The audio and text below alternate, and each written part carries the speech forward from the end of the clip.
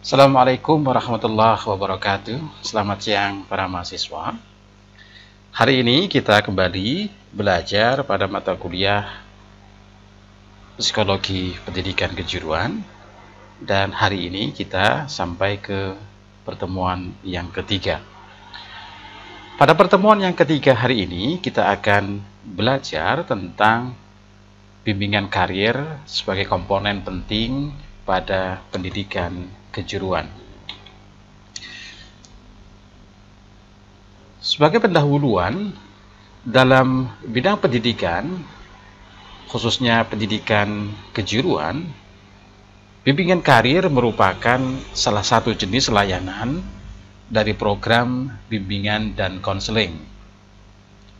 Nah, secara kelembagaan, bimbingan dan konseling itu adalah bagian dari keseluruhan program pendidikan, khususnya pendidikan kejuruan yang ada di sekolah, yang ditujukan untuk membantu dan memfasilitasi peserta didik atau siswa agar ia atau peserta didik dapat mencapai perkembangan diri yang optimal. Khususnya di sini, yang kedua adalah mengarahkan siswa untuk dapat memilih dan pada akhirnya menekuni pada jenis-jenis pekerjaan yang akan dia lakukan setelah dia akan menjalani studi. Yang ketiga, agar siswa dapat mencapai perkembangan yang optimal, diperlukan layanan yang optimal dari setiap unsur pendidikan sekolah. Nah, ini adalah capaian agar perkembangan pribadi siswa itu dapat tercapai, ada minimal kerjasama pada 3 komponen. Yang pertama adalah manajemen atau kepemimpinan, mulai dari pimpinan kepala sekolah yang dimaksud di sini adalah sebagai manajemen atau manajer dari sekolah tersebut. Yang kedua adalah pada saat dia pembelajaran yang dilakukan oleh guru-guru yang ada di kelas. Dan yang ketiga adalah pembinaan kesiswaan. Agar layanan pendidikan itu bermutu, maka ketiga komponen ini harus kerjasama dengan tujuan yang sama, yaitu dapat menjadikan peserta didik menjadi pribadi yang berkembang secara optimal dan terpadu.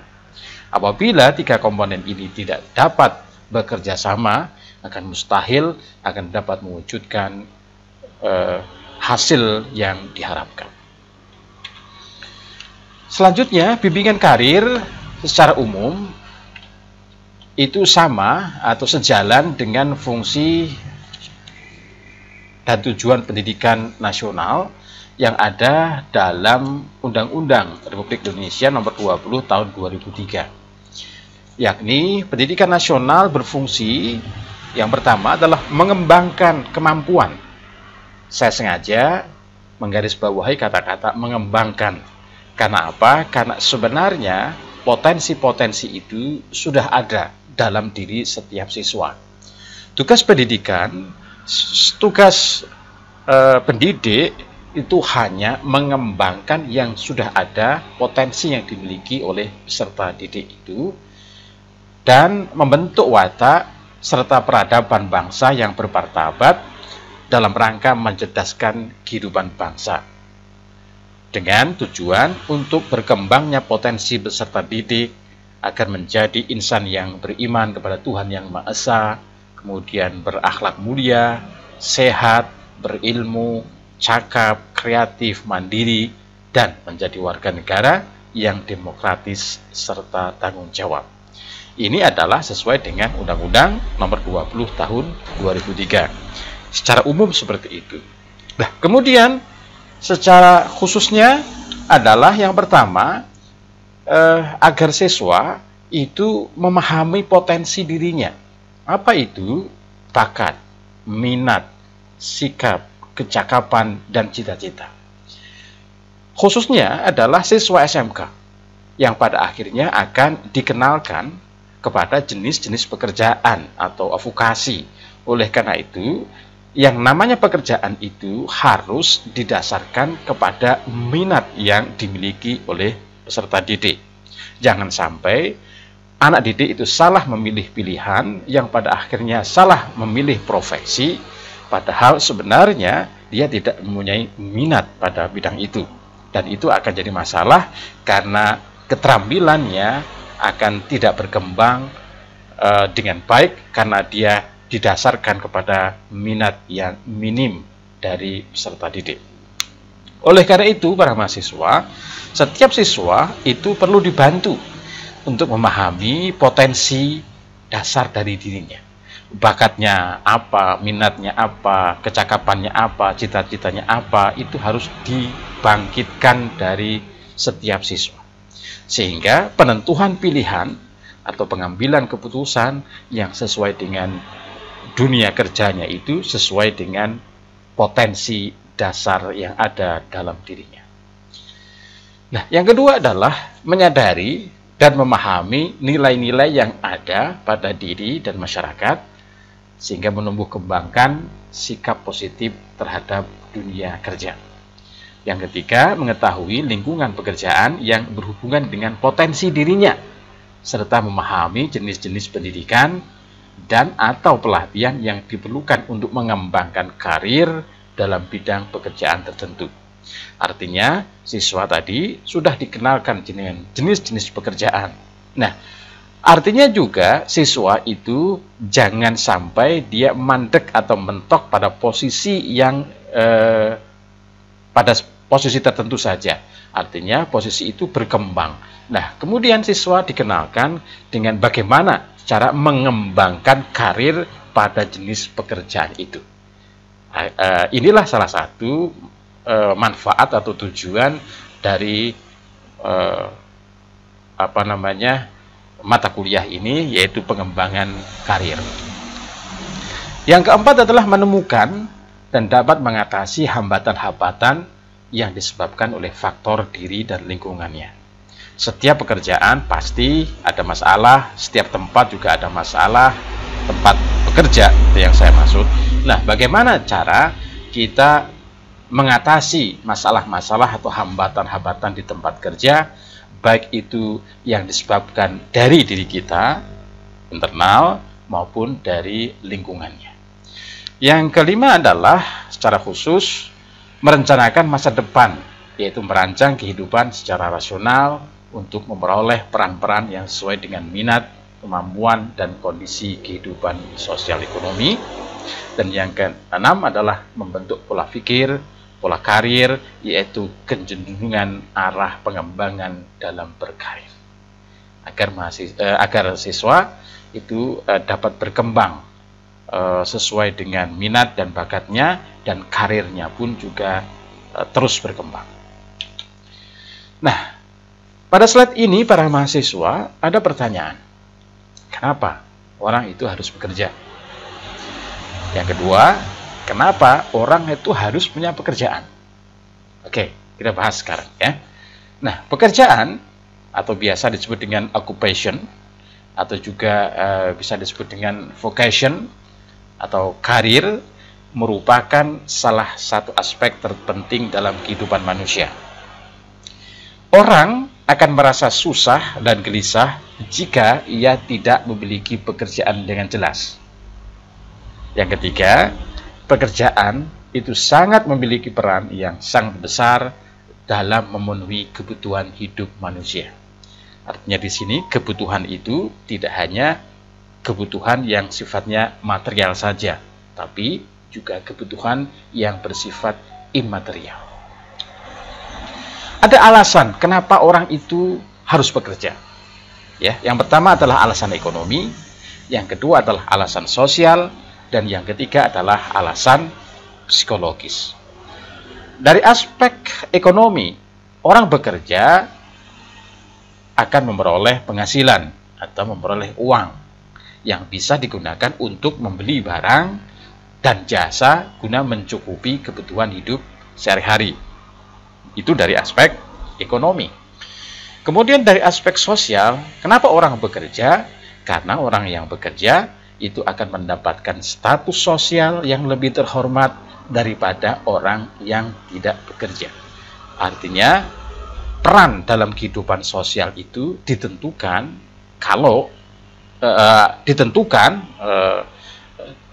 bisa ditentukan dengan status kalau orang itu punya pekerjaan. Artinya orang itu lebih dihargai ketika dia mempunyai pekerjaan dibandingkan orang yang tidak mempunyai pekerjaan. Yang ketiga adalah aspek psikologis. Alasannya adalah kalau orang yang bekerja itu akan meningkatkan harga diri dan kompetensi diri dalam kehidupan masyarakat, sehingga dia mempunyai kepercayaan diri.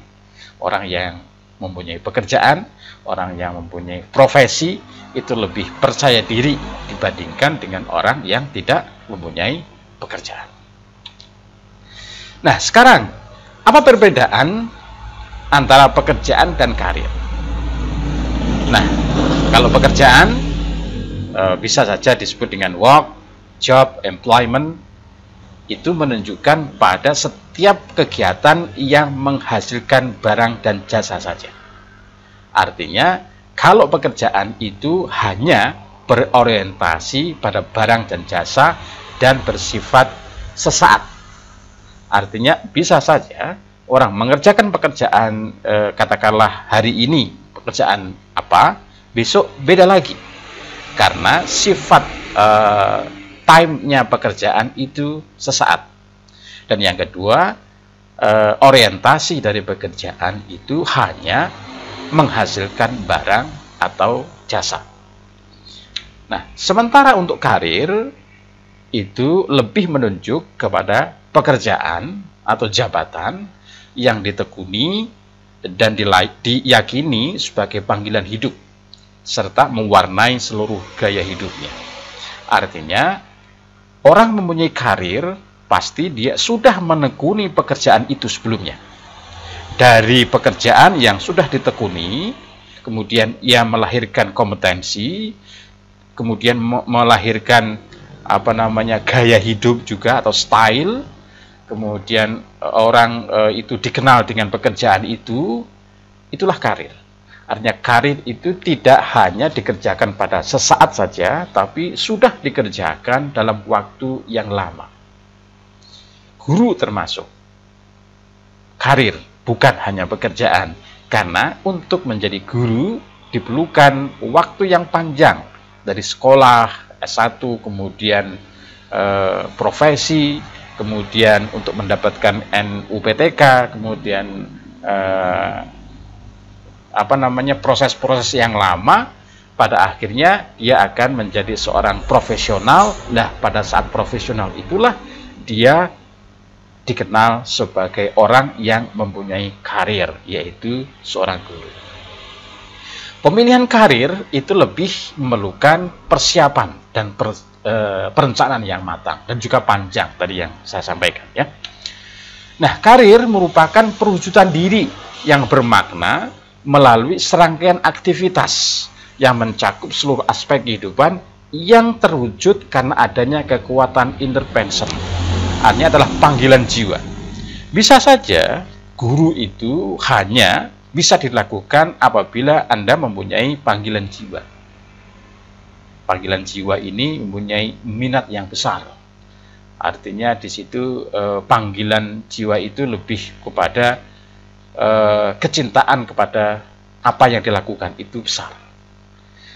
Yang kedua adalah perwujudan diri dan bermakna manakala ada kepuasan dan kebahagiaan diri dan lingkungan. Artinya kepuasan dan kebahagiaan itu tidak hanya diukur dari urusan jasa dan pendapatan, tapi kepuasan yang bersifat interperson dalam diri kita, dalam hati. Artinya di situ tidak bisa diukur secara materi atau imaterial. Kepuasan guru seperti apa antar satu dan orang lain bisa berbeda, karena itu berbicara tentang hati. Nah, Ini adalah gambar makna dari sebuah karir. Karir bisa saja diartikan sebagai kompetensi diri. Kompetensi diri itu mencakup fisik, sosial, intelektual, kemudian spiritual, maupun kompetensi pribadi. Misalnya guru, makna karir seorang guru ya pasti mempunyai intelektual, karena seorang guru, karena seorang pemikir, pasti dia mempunyai intelektual. Oleh karena itu di masyarakat guru itu lebih berharga daripada profesi-profesi yang lain, karena guru dianggap menjadi sebuah karir yang dipunyai oleh orang-orang yang mempunyai intelektual yang tinggi. Fisik, sosial, spiritual, pribadi dan sebagainya. Artinya untuk menjalani sebuah profesi, aspek-aspek ini pasti pengaruh dan dipengaruhi. Satu contoh misalnya, orang akan menjadi polisi misalnya, pasti dari fisik ini dipengaruhi dan terpengaruh. Artinya apa? Tidak mungkin orang yang cacat katakanlah itu bisa mendaftar sebagai seorang polisi misalnya.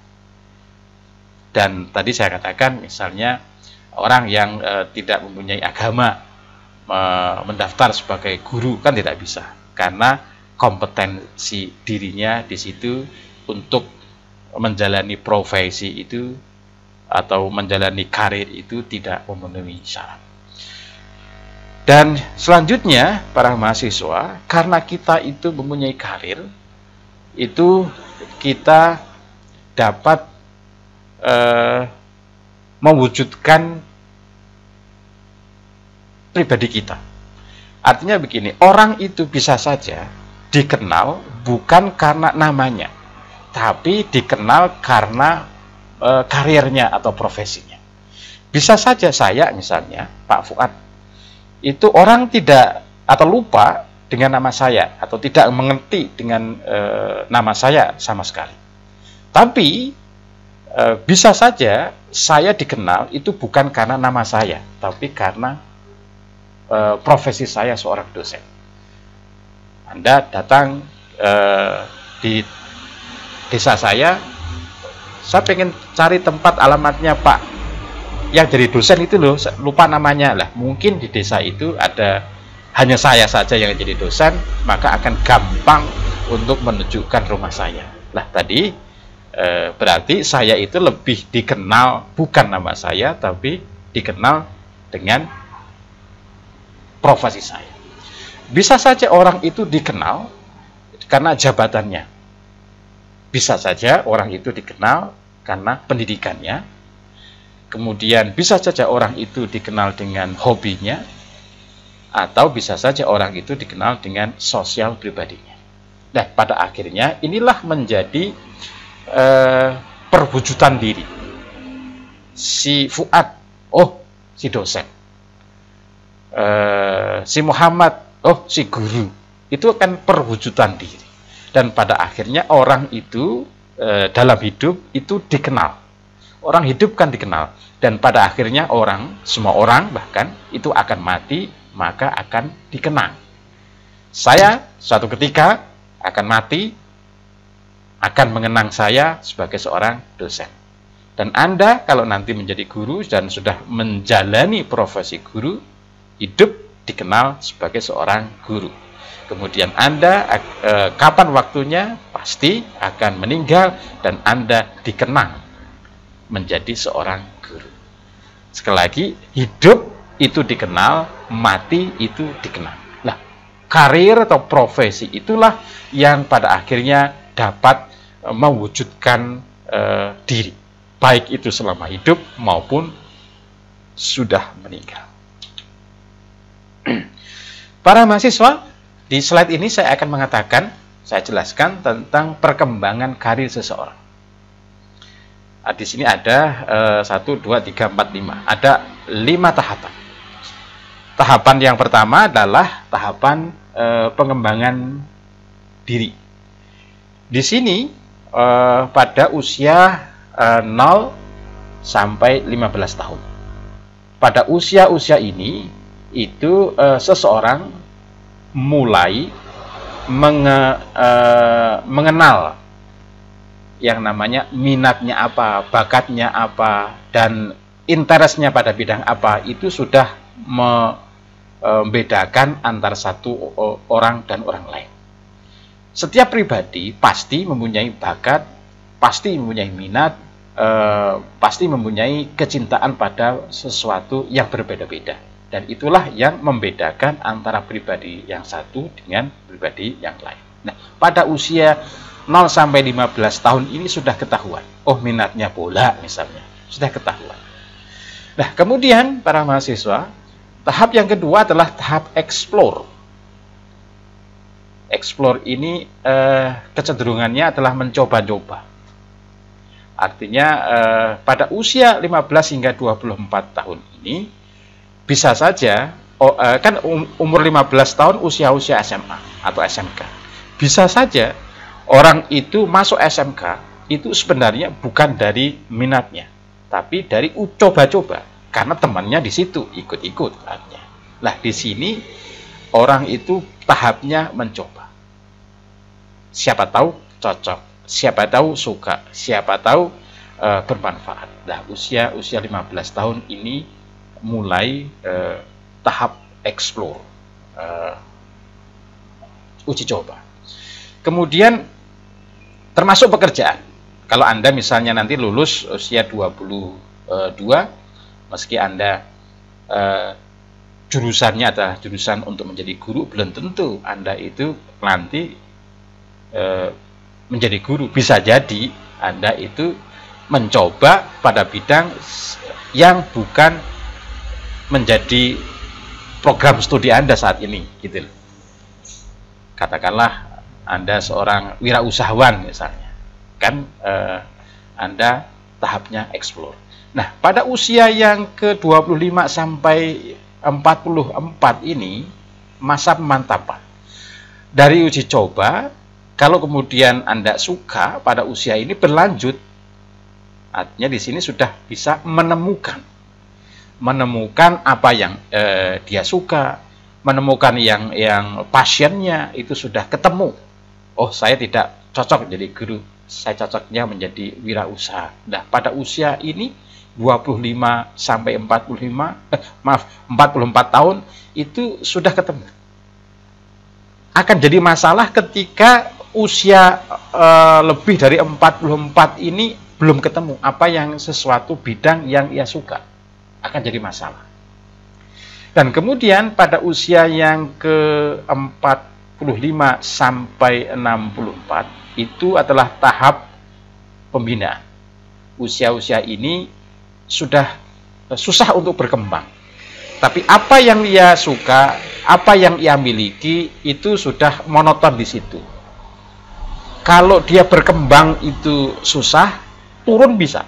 Misalnya usia-usia ini adalah usia Pak Fuad. Ini akan bertambah kemampuan akademiknya, kemampuan memorinya, itu sudah susah untuk berkembang. Artinya tahap pembinaan. Apa yang saya miliki sekarang ini itu dibina, artinya disyukuri. Karena Tuhan sudah memberikan kepercayaan hanya pada sebatas ini saja. Nah, kemudian pada usia 64 sampai X ini kapan sampai meninggal ya. Artinya di sini usia mulai dari 64 itu usia kemunduran. Dulu bisa sih pada usia ini sudah mundur, sudah lupa karena memori sudah turun. Semakin tua, indera itu kapasitasnya sudah turun. Kan semuanya gitu. Asalnya tidak ada, pada akhirnya akan kembali tidak ada.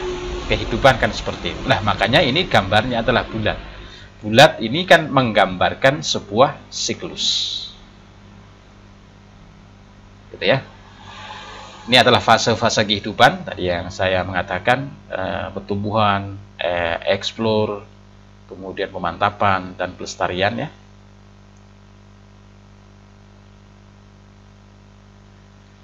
Baik para mahasiswa,